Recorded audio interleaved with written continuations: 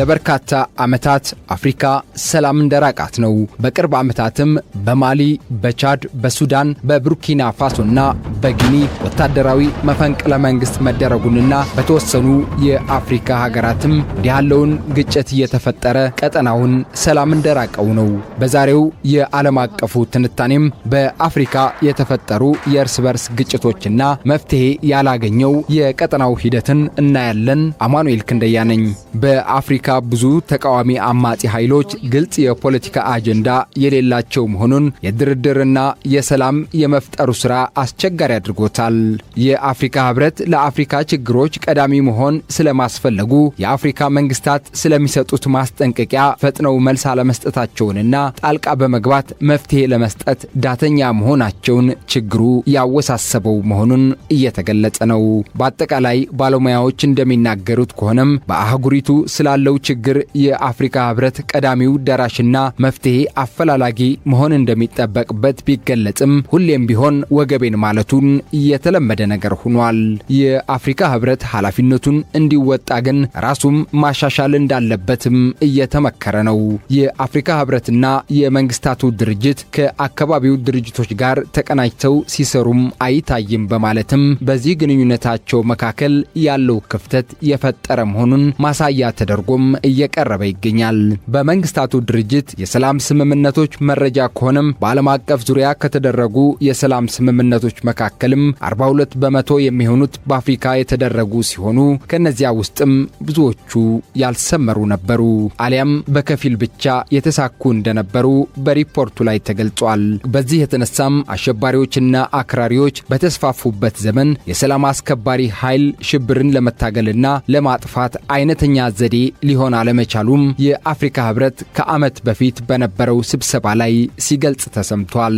ህብረቱም በዘልማድና አድሃሪ አካሄዶችን የሚከተል በመሆኑም ችግሩ ሳይፈታው እያዘገመ ይገኛል።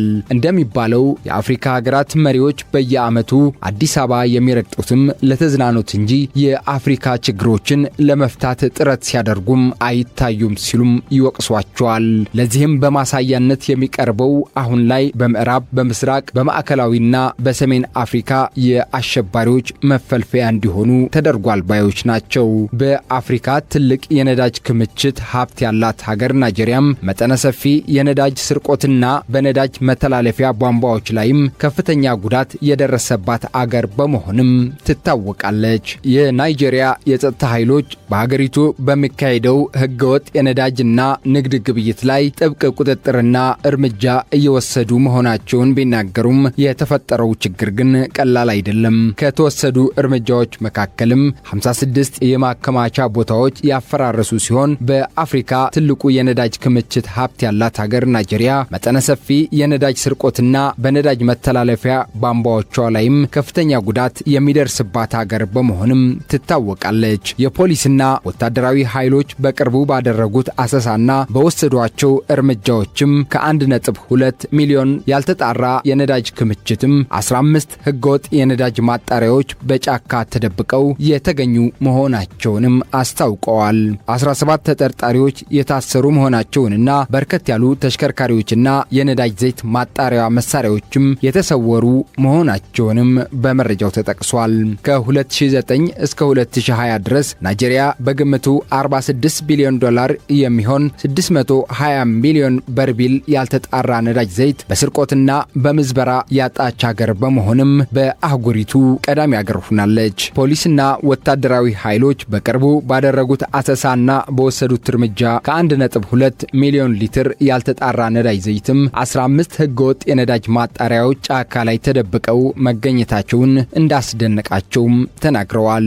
ከቅርብ ዓመታት ወዲህም በማሊ፣ ቻድ፣ ሱዳን፣ ቡርኪና ፋሶና ጊኒ ቢሳኦ የወታደራዊ መፈንቅለ መንግስት መደረጉንና በመካከለኛው አፍሪካ ሪፐብሊክና ጊኒ ቢሳኦ ደግሞ መንግስትን የመለወጥ ፍላጎት እንደነበሩ በሁሉም ግን ግጭቶቹ እንዳይፈጠሩ ወይንም በጊዜ እንዲቆሙ ሰላም እንዲፈጠር ያልተቻለው በፍላጎቶች መብዛትና ማቀራረብ አለመቻል ምክንያት እንደሆነም እየተገለጸ ነው። ይህንን የኃይል ውጤትም የአክራሪዎች መስፋፋት በብዙ ቦታዎች ላይ የሩሲያ ዋግነር ግሩፕ ኃይሎችም ቅጥረኛ ነፍሰ ገዳዮችም ወደ አህጉሪቱ እንዲገቡም በር ከፍቷል።